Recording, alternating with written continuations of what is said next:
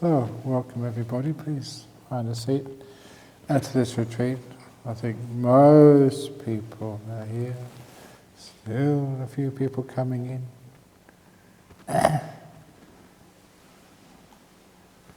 anyway, well, God, there's still more people coming.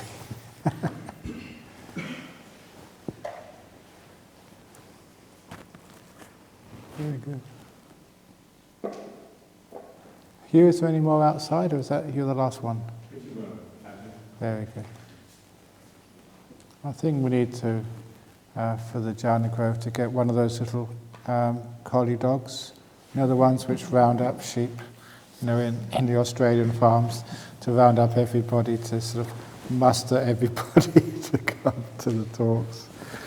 But anyway, just welcome everybody to this retreat.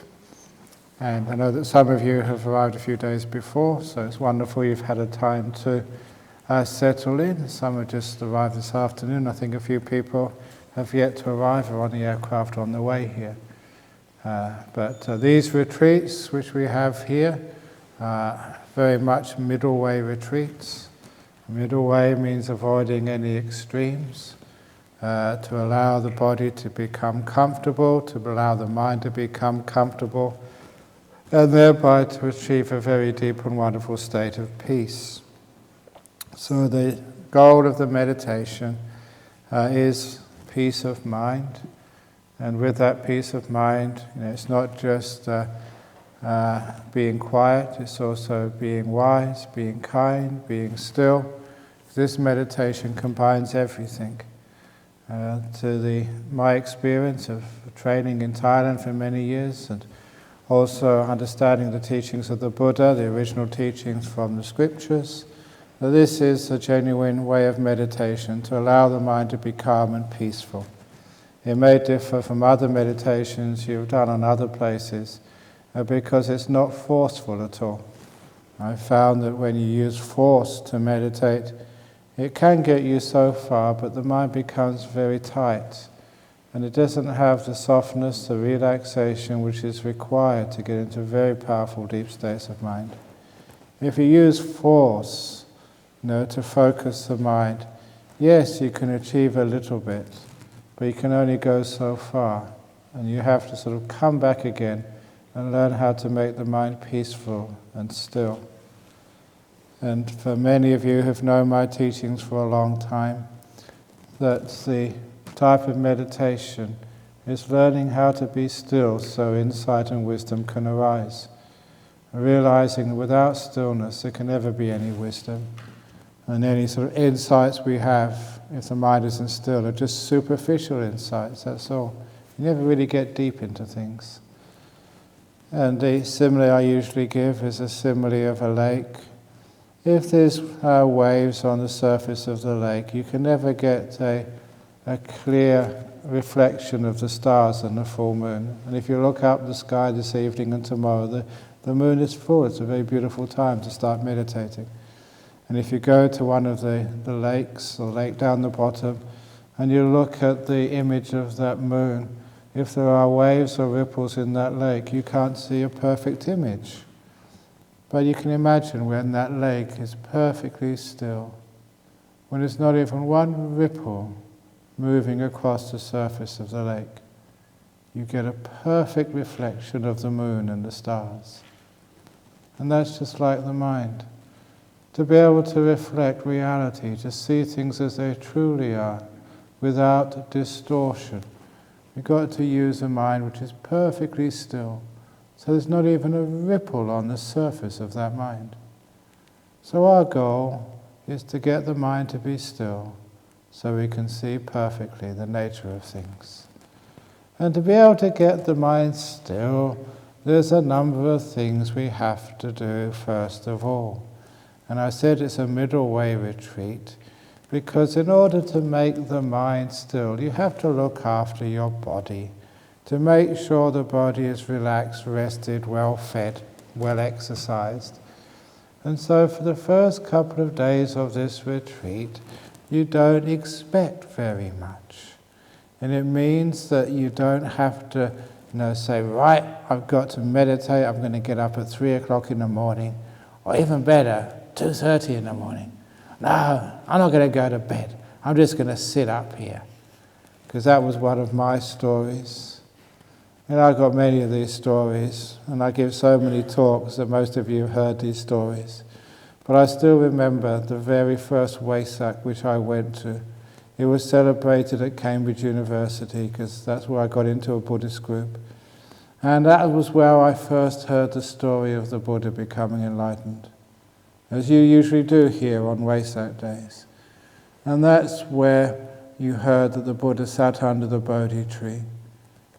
And he sat and he made this powerful resolution. Even if my blood dries up and my bones turn to dust, I won't move. I won't change my spot unless I get perfect, complete enlightenment. There was no more shilly-shallying, no more namby-pamby cream puff. You're going to sit here and you're going to meditate until you become enlightened.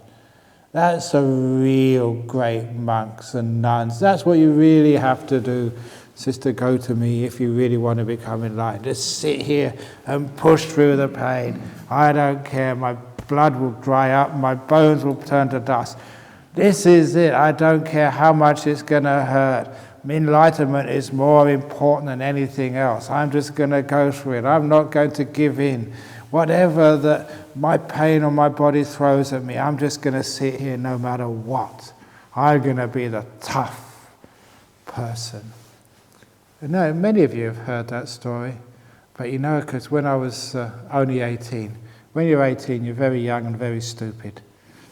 And I thought, wow, what a wonderful thing to do. And if the Buddha could do that, why not me?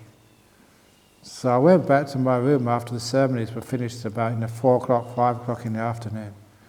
And very solemnly in my room in college, I sat down on my cushion. And I really meant it. I made a great resolution. And I told myself, even if my blood dries up, my bones turn to dust, it don't matter how much it's going to hurt, I'm going to sit here. And I'm not going to move until I become enlightened. I don't care how much it's going to hurt, even if I die, even if I'm going to be crippled, this is it. I'm going to become enlightened. Because I was a very busy person. I want to get it out of the way so I can do other things in life. And in those days, I used to meditate 25 minutes. 30 minutes was the max. And I got to 40 minutes, 45 minutes. And I still wasn't enlightened. And worse, my body was killing me. You know what it's like? Your knees are just so much pain, you just can't stand it any longer. And your back is exploding as well, and your bottom is so sore. And that's when I opened my eyes. And it was true, my blood hadn't dried up yet. And I wasn't enlightened, and I couldn't stand anymore. And that was it. And I learned a lesson from that. What I learned a lesson from is just willpower is not the way to get into meditation. If you have goals, and from a goal you have willpower, you just make yourself more tense. The middle way is something much more different, far more subtle. No goals. A goal takes you off into the future, something to aspire towards. And you're so busy aspiring towards your goal, you're paying no attention to what's happening right now. All goals take you out of the present moment to some fantasy of the future. So I stopped doing things like that. Stopped trying to get enlightened, going anywhere, trying to achieve things. And instead learn how to be here. Because the only time you can find any peace, the only place you can have some meditation is right now. So straight away you can see just the power of letting go of goals and aspirations.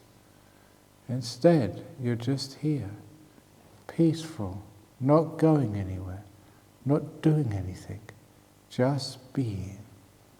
So for the first few days, I just want you to be here. Not being at home, not being in enlightenment, not being in some sort of fantasy realm, but just being here. And that also means I don't know where you've come from. And I don't know what you've been doing, whether you've been meditating and this is your 20th or 30th retreat. Usually in retreats, I see quite a few of these people who come on every retreat, what I usually call the usual suspects. Every retreat they come on. They've been coming on retreats for years. I've been in Perth 28 years now, and some of you guys have been coming on retreat for 28 years. Still not enlightened. Pretty hopeless. I don't know why you even bothered to come again. That time you gave up. You became a Christian or something, I don't know. But, no, here you are again. So I don't know where you've been in the past. It doesn't matter at all. Because as well as not trying to aspire to get anywhere, because that just takes you into the future, not lingering in the past. You notice all the negativity of human beings, all their ill will, their anger, their guilt, their depression, all depends on something bad which happened in the past. I don't care what happened in the past. It's all gone, it's finished, it's dead. You're not allowed to bring the past into this retreat. I don't know if Bianca told you, but that's one of the rules. Please, all of your past, leave outside the gate. You're not allowed to bring it in here with you at all.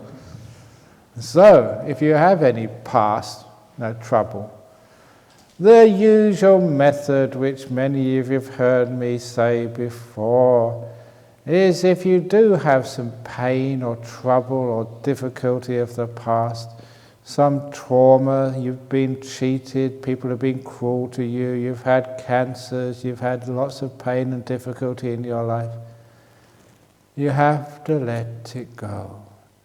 And the way I've asked people to let go of the pain of the past is using the classical psychological technique of writing it down on a piece of paper. Before you let go, you have to acknowledge. You have to bring it up. You have to know what you're letting go of. So if you've had any difficulty or pain in the past, write it down on the piece of paper.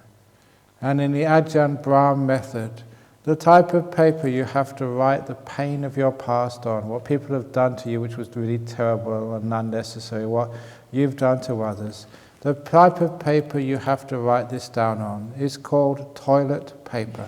And there's many in your rooms. So please, whatever shitty stuff has happened to you, that's where it belongs. All shitty stuff belongs on toilet paper. So write it down on just the times you've been abused and cheated and people have been cruel to you, and you haven't been treated fairly, and all the difficulties you've had in your life, please write it down on the toilet paper. And as you write it down on the toilet paper, there is an association with what goes on toilet paper is the sort of stuff you don't keep. How many of you, when you use the toilet paper, just put it in your pocket to use later on? Of course, you never do that. So that association with writing down the stuff, the bad stuff of your life on toilet paper, just helps you realize that this is stuff you can't keep. And having written it down on the toilet paper, then you read it. You read it carefully to yourself because it's important to acknowledge it. And then the next step of letting go of the past is taking the toilet paper to the place it belongs, which is the toilet bowl. And you put the paper in the toilet bowl, and then you do the letting go ceremony. And the letting go ceremony is called pushing the button.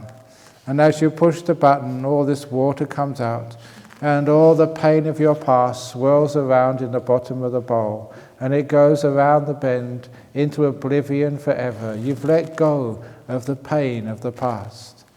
Yes, I know that we do get many blocked toilets in this retreat, but at least we unblock your mind, and at least you have a bit of a more opportunity for being at peace. And it also means that when you come to the interviews, you don't keep bothering me about what your husband said, what your wife said, what your kids are doing, what happened to you at work, how sick you are, all the terrible stuff which has happened to you in the past.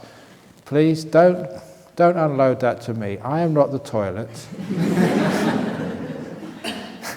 The toilet is in your room, so please, that's where it belongs. So just letting go of the past and the future. Why not? And you can do it in here. Because here I don't care where you've come from. And I don't know where you're going to. I don't care where you're going to. Right now you're just a yogi. You're just a meditator. You're a being who's just here. You've arrived.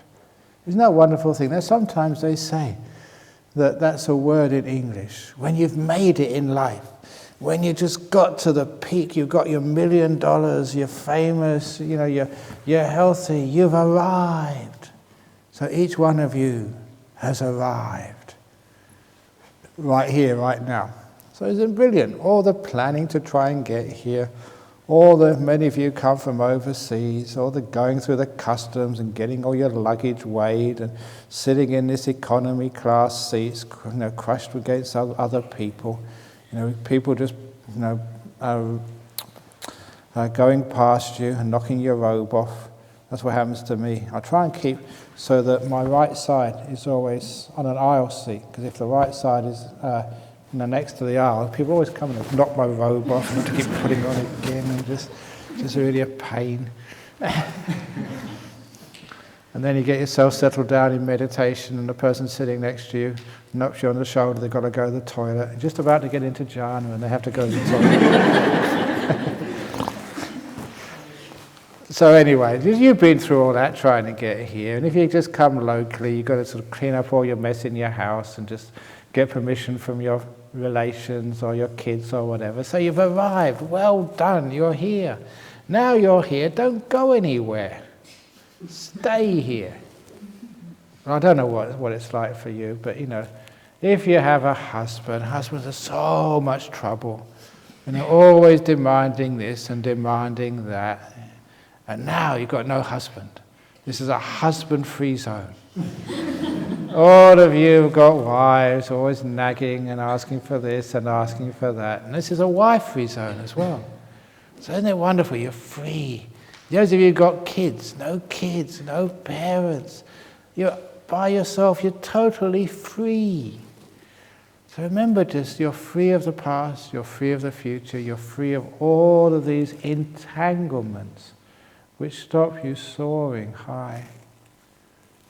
The less you have, the higher you can fly. So you're free of all these things. This is 9 days of pure freedom, where you have no burdens at all. It's also important that most of you in your life, you've always been told you had to achieve something. You go to school, you've got some exam, and you're going to be tested, you've got to succeed, otherwise you get in trouble.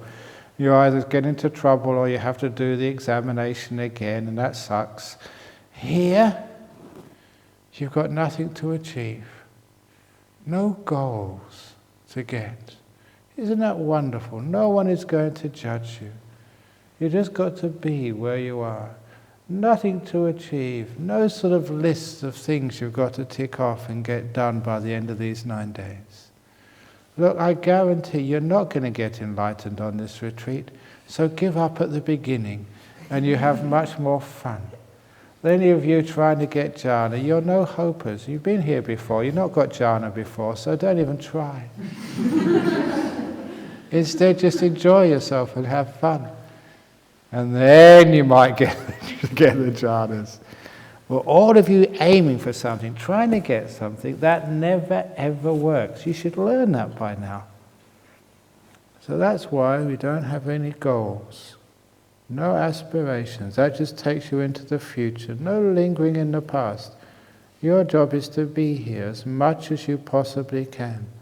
So throughout the day, throughout the night, just keep reminding yourself, you're not going anywhere, you're being here. Too much of life is always going somewhere else. Isn't that the case? You arrived here. You've arrived. Now please stay here for a while before you go somewhere else. But a lot of times we're always on the move, always going somewhere, always the next place, and that's much of our life. You come here, now I want to get jhana. You get jhana, now I want to get enlightened. You get enlightened, then you want to do something else. Actually you don't, because enlightenment means you're stopping. But you get the idea, always doing something else, going somewhere. And this is not a retreat where you're getting places. It's a time when you're just being here. Stop all this going, all this traveling. And if you can stop all this going and all this traveling, and you stop all this going off into the future and going off the past, you're just being here, what do you think happens? You become peaceful. You've got nothing to achieve. So you've got nothing to achieve, there's no stress on your mind. That's what happens when you've got these goals and you have to get this and you have to get that. You stress yourself out. It's like you stress your body out and you stress your mind out with all these goals you have to achieve. So here, just be. Going nowhere, being no one. Just here, that's all you are. You start to become still. And that's where you begin to find out. Just being here is where you find the greatest treasure. And this introduces one of my favorite stories. For those of you who have heard this story before, I don't care inflicting on you once more, because when you come to interviews, you do the same to me. You inflict the same problems on me, which you told me last year. So I don't see why I can't tell the same stories as I told last year. And that's the story of the old monks don't lie story. And if you haven't heard that story before, here it comes. There was an old monk who would wander from place to place, not staying in any monastery, but a wandering monk. And he came to a farmhouse one day, and the farmer gave him some food. And the farmer was a devoted Buddhist. And it was getting close to the retreat time. We call the rains retreat. You know, the was, the pansa in Thai. And the man said, have you got any place to stay for the 3-month retreat? And the old monk said, no, I haven't. Please come and stay with us. Not far away is a beautiful meadow next to the river. I can quickly put up a simple hut for you, and I'm more than happy to feed you every day. All I would ask is once a week you teach me some Dhamma and answer any questions on meditation, that's all. And the old monk said, yes, I would accept your invitation. So the farmer built a simple hut next to the river. And every day the monk would go for his alms food, very simple food, but very nourishing. And the monk could meditate nice and peacefully. And once a week he would teach the farmer and his wife and their kids. And after 3 months they got to love that old monk. It was like part of the family. And so when the old monk said, it's time now for me to go, the retreat is over, they all started crying. And even the dog put his tail between his legs and started whining, because even the dog fell in love with this old monk. And they begged him, please don't go, stay here forever. You know, you're like one of us. But the monk said, I have to go. But, said the old monk, I've had some very deep meditation. And in my meditation, I have discovered very close by, closer than you think, is buried a great treasure. I know how poor you are, and I want this to be your karmic reward. I want you to have this treasure. And this is how you find it. Listen carefully. Tomorrow morning, said the old monk, I want you to stand at the threshold of your house. That's just where the door is. I want you to face eastwards towards a rising sun. And take up that old bow and arrow which you have, which you used to hunt. And face the rising sun.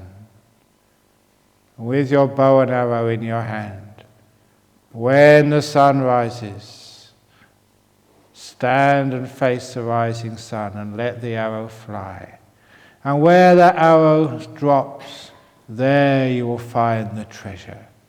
Follow my instructions, and you'll be rich beyond your wildest dreams. And at that, the monk left. That following morning, the farmer was up an hour before dawn. He was so excited. He knew he would find a treasure. You know why? Because old monks don't lie. And he had the bow and arrow, and he waited for the sun to rise. And as the sun rose, he picked up the bow and arrow, faced the rising sun, and shot the arrow. And the arrow went a long distance. And they all ran after it, the wife, the kids, and the dog. And where the arrow fell, he made his wife dig a big hole. Sometimes men are like that. But don't worry. If you're like that to your wife, you have some karmic reward, and see what's going to come up. They dug a big hole, or she dug a big hole where the arrow fell. And what did she find? Nothing, only trouble. Because that arrow fell in a land belonging to a rich man. And that rich man saw them and said, "You are destroying my land. That's against the law. I'm going to sue you. I'm going to fine you. I'm going to give you lots of trouble." And the wife said, "It's not my fault. It's his fault," pointing to the husband. And the husband said, "It's not my fault. It's the old monk's fault." And at that word, monk, the rich man fell silent. He said, "Old monk? I'm a Buddhist. I'm a Buddhist," said the rich man. "And old monks don't lie. How come there's no treasure here? What did he tell you?" And the farmer told the instructions of the old monk. And the rich man said, "I know your mistake. Look at you. You're a poor farmer. You've got no muscles on you. You have to be someone rich and fat like me to be able to shoot a bow and arrow." "Look," said the rich man, "tomorrow I will shoot that arrow, and we'll split the treasure 50-50. Is that okay, or do you want to go to jail?" So the farmer said, "Okay, I'll accept that deal." So the following morning, they were there, and the rich man shot the arrow in the direction of the rising sun. It went much further. And so they all ran after it, the farmer, the wife, the children, and of course, the dog. And this time, because of the law of karma, the farmer had to dig the hole. And he dug this huge hole where the arrow fell. And what did he find? Nothing, only more trouble, because this time the arrow fell in a field belonging to a general in the army. And he came with his soldiers and said, "You're destroying my property." And he ordered the soldiers to cut their heads off right there and then. He's a very fierce general. You don't mess around with generals. And straight away, the farmer said, "Not my fault, not my fault. The rich man told me to dig this hole." The rich man said, No, not my fault. It's this old monk. This old monk said we'll find a treasure." And at that word, monk, even the general fell silent. And he told the soldiers, "Put away your swords." "I'm a Buddhist too," said the general. "And old monks don't lie. What did he tell you?" And when they told the instructions, the general said, "Look, you stupid people. You don't know how to shoot a bow and arrow. You have to be a soldier, trained in archery to know how to shoot a bow and arrow." So he said, "Tomorrow I will shoot that bow and arrow. And I'm sure we'll find a treasure, because old monks don't lie. We'll split it 3 ways, evenly." So the following morning, the general was there. And don't worry, because this doesn't go on much longer. The general shot the arrow. And it went a huge distance, because the soldier had practiced. He trained in archery. And they all ran after it. The rich man, the farmer, his wife, the kids, and who else? The dog, yeah, the dog went as well.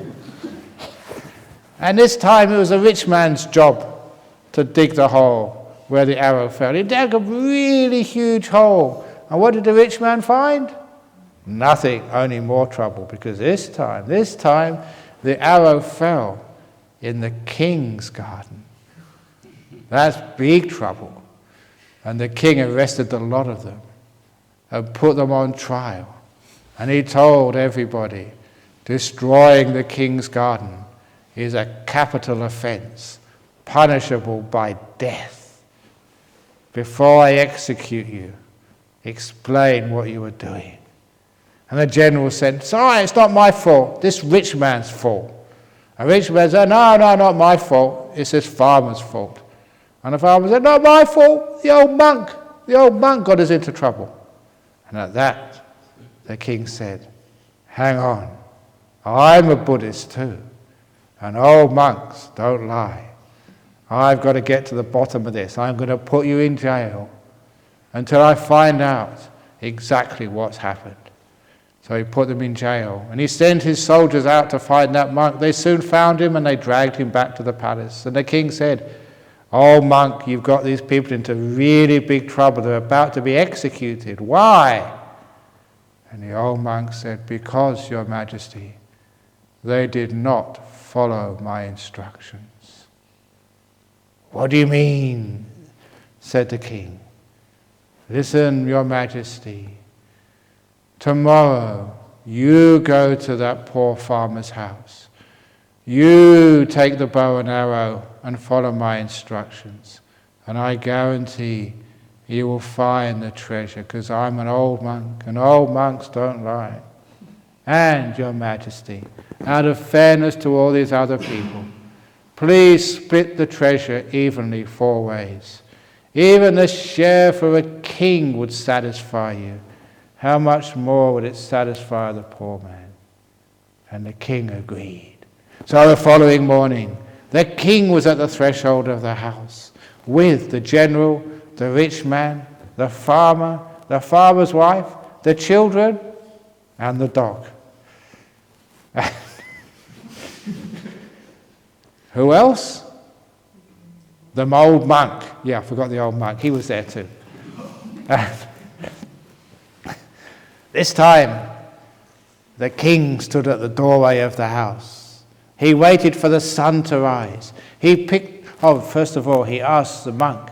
He said, oh monk, am I standing in the right place? Yes, said the old monk, you're following instructions.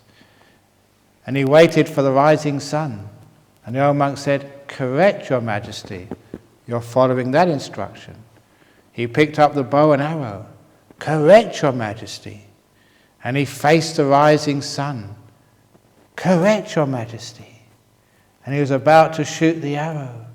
Wrong, Your Majesty. What do you mean? Said the king.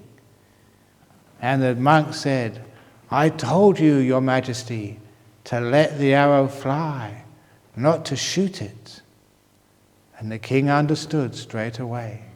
Instead of shooting the arrow, he opened his finger and thumb and let the arrow fly. And it fell right between his feet, right where he was standing. And there he got the general to dig a hole, only a small hole. And what did they find? A huge treasure, even a quarter of which satisfied the king and made the farmer and his family and the dog the richest dog in the whole of the kingdom, with a beautiful diamond collar and the best food in a gold doggy bowl for the rest of his life. And the old monk said, of course, old monks don't lie, but it's not that physical treasure you find. When you shoot the arrow of craving, over here, over there, jhanas, enlightenment, insight, what do you find?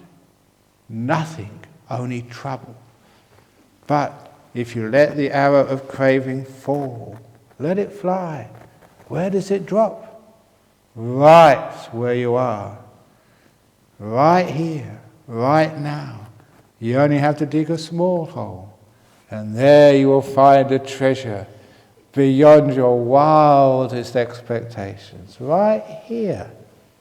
Not in the next moment, not tomorrow, not the next day, not the last day. Right now, right here. If you drop the arrow of craving, let go. There you'll find peace. There you will find jhanas. There you will find enlightenment. You know why? Because I'm an old monk. And old monks don't lie.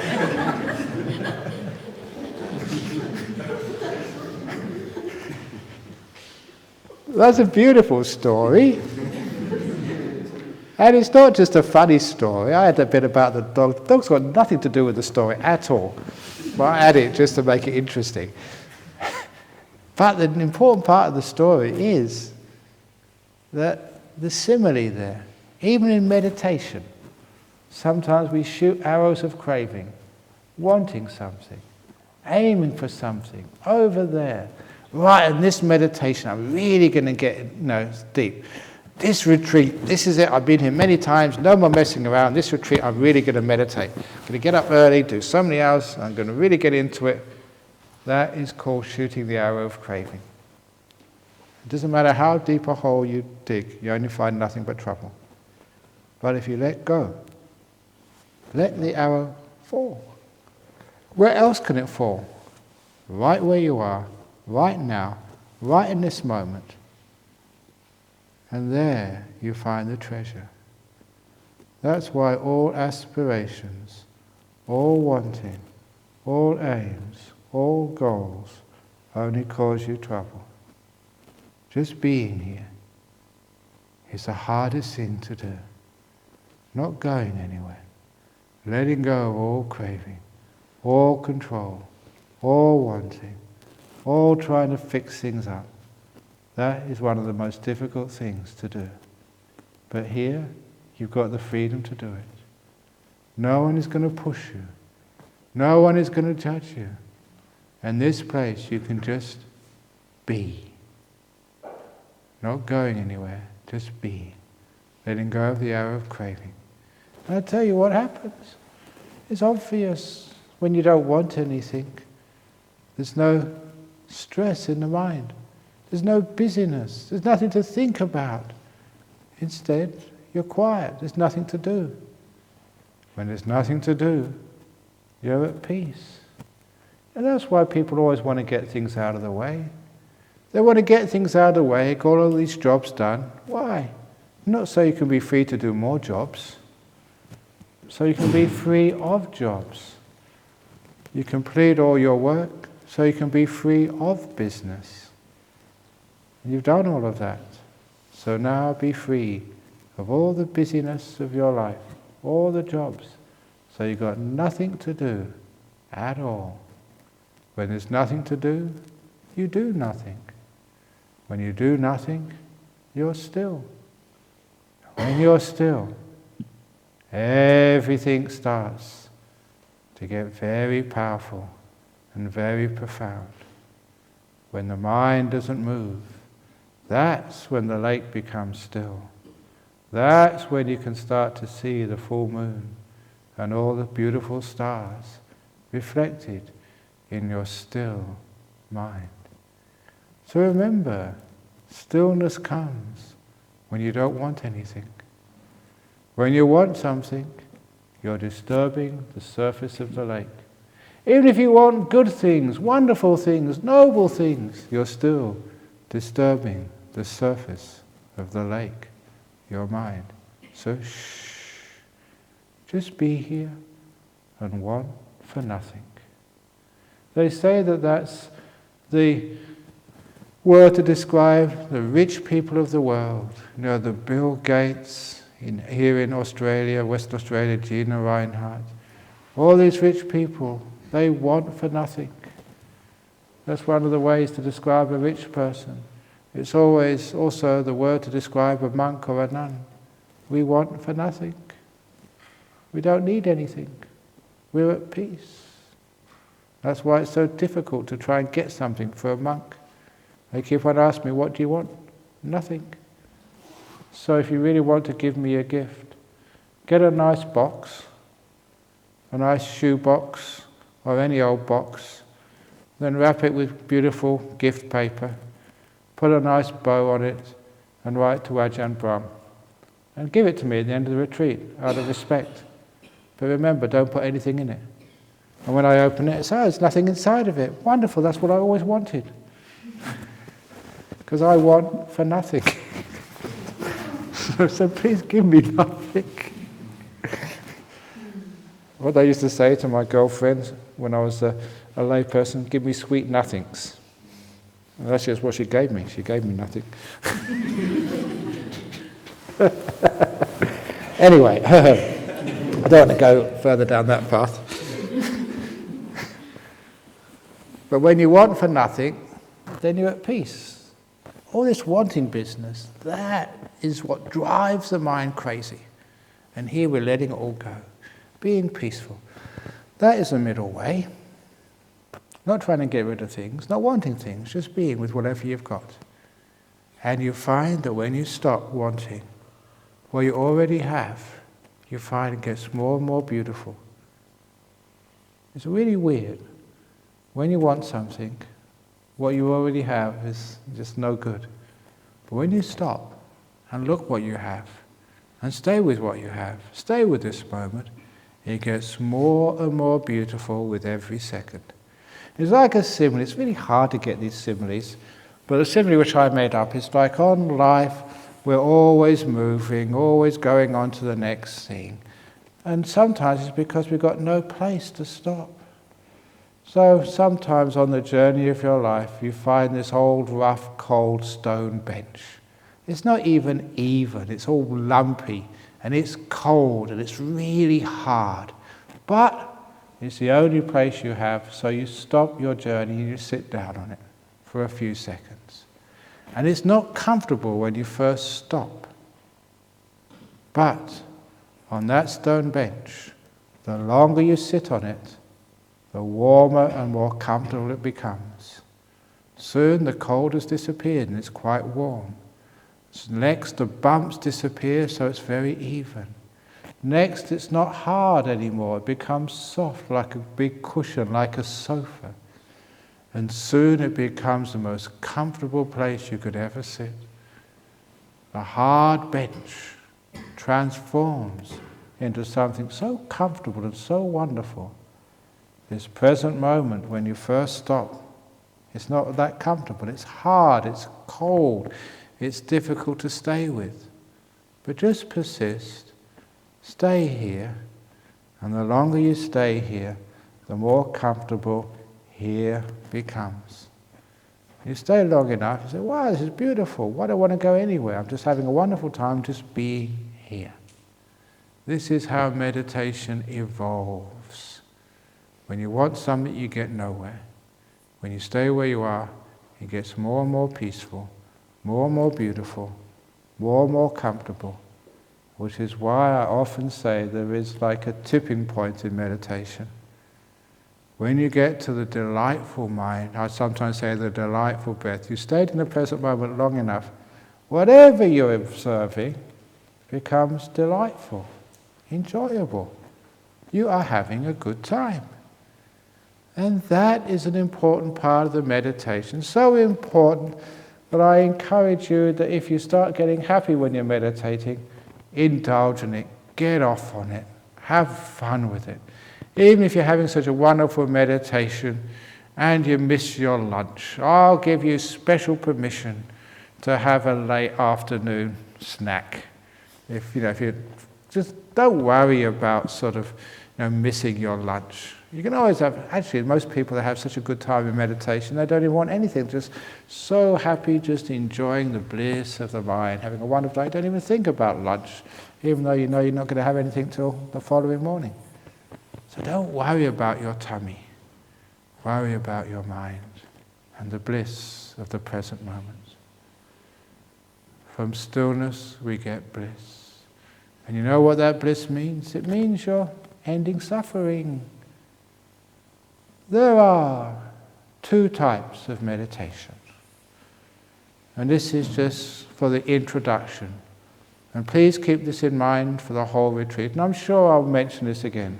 The two types of meditation are called Second Noble Truth meditation and Third Noble Truth meditation. And hopefully you know enough about Buddhism to know what the Second Noble Truth of Buddhism is. The Second Noble Truth is craving leads to dukkha, to suffering. And that is called Second Noble Truth meditation.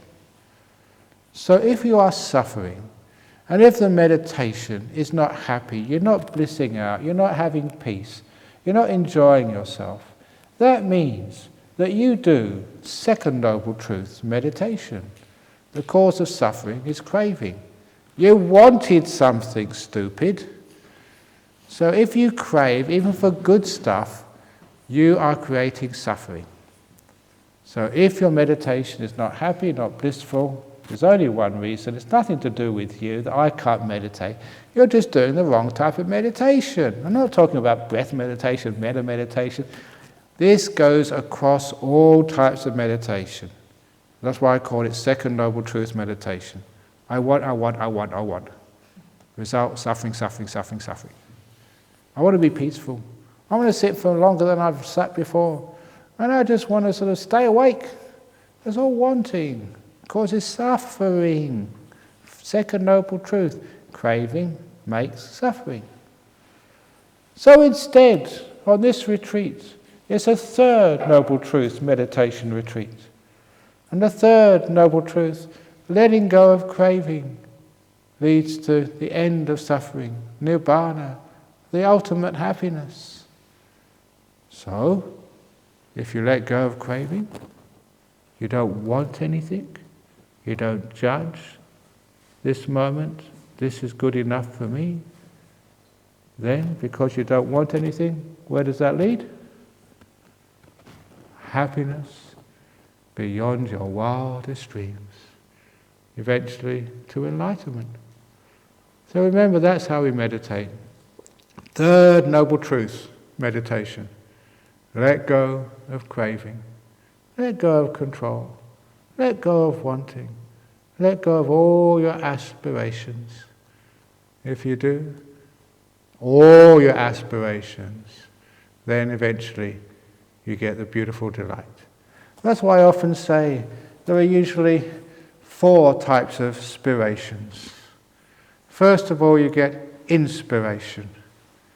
You know, when you're inspired, you hear a great talk, you see someone, you get really inspired. And after inspiration, you go to the second spiration, which is called aspiration. An aspiration is when you get you're inspired, and now you want to achieve it yourself. That's aspiration. So you may be inspired by meditation, and now you're at the aspiration stage. Right, here I'm on retreat, I'm aspiring for all these wonderful states. And the third spiration is called desperation. When you tried so long, so far, it's not working, and you get a lot of suffering. And the desperation leads to the fourth and final spiration, which is called expiration. You leave, you give up, it's gone, finished. You're expired. So those are the 4 spirations, all starting from the biggest. Inspiration's okay, but the aspiration, that's where it all falls apart. So please, no aspirations, no wanting, so peace instead. And you'll find it gets so still. Third Noble Truth meditation. So even I do that. If I'm meditating and it's not working, instead of just pushing harder, okay, come on, get your act together, Ajahn Brahm. Try harder. Come on, you're a monk, you're a teacher. Come on, come on. I know from bitter experience that makes it worse. So if it's not working, I think, what do I want? I'm wanting something. I'm controlling. I'm aspiring for something somewhere. When I see it, stop it, Ajahn Brahm. Stop, stop, stop. And as soon as you stop aspiring and wanting things, then it all disappears. You're peaceful. You're just being here. And what's wrong with this moment? It's good enough. Good enough for peace. You stay here. Because there's no aspirations, then there's that fifth spiration, there's no perspiration. You're not trying. I'm sure you get some more aspirations sooner or later. You're probably already writing one down or thinking about another aspiration.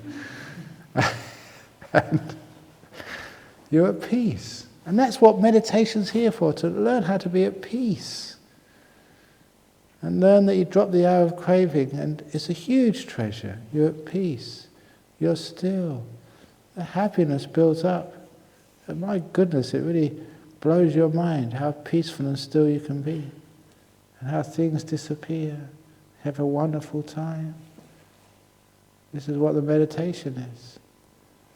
So the meditation should bring a huge smile to your face if you do the third Noble Truth meditation. The longer you do it, the closer you are to Nibbana. The longer you do second Noble Truth meditation, the more close you are to the hell realms. I remember this one guy, he was taking me to a retreat. And there's one of these retreats where they ring the bell at 3 o'clock and you have to get up.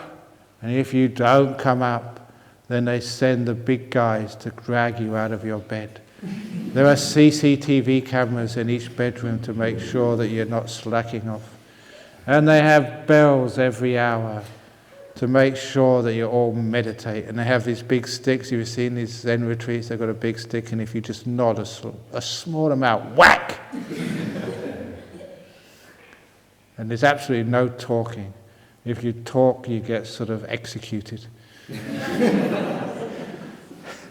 Now in those types of retreats, this guy had been to one of those retreats, and he actually called the retreat center the torture chamber.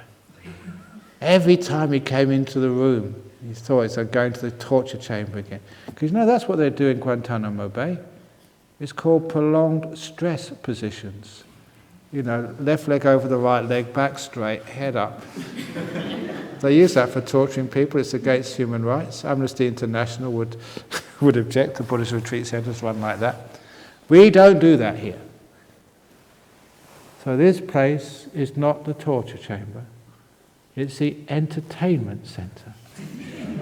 So you look here to have fun, which is why I teach as I do. So when you come in here, it's good fun coming in here. It's got a good atmosphere. And we don't have bells on this retreat. You can get up when you want. You can go to sleep when you want. That's why you've got your own rooms. And we do not have hidden CCTV cameras in your rooms, I promise. I'm not going to be checking up on you at all. I've got much better things to do than worry about you guys. So because there's no bells, that's the meaning of no bell silence. That's a terrible joke, and you're going to get even worse in the next 8 days. No bell silence means no bells. And you know the result of having no bells? Because there's no bells and no bell silence, then some of you will actually win the Nobel Peace Prize. And that's a deep meditation. So you see what bells, this is a symbol of control. Just like the monk controls you. Come on, wake up, come on, go to bed, come on, sort of meditate, come on, walk. That's all about control, making things happen. And we're trying to get away from that and being natural. So for the first few days, you go to bed and you don't have to get up at any time. How rare is that opportunity? Where you go to bed and you've got nothing to do tomorrow morning, nothing to achieve. For some people, that's the first time in their life. They've gone to bed knowing the following day they can do whatever they want. There's no actually jobs you have to do, no appointments you have to meet. You don't have to be there for breakfast at 7 o'clock. You can fast.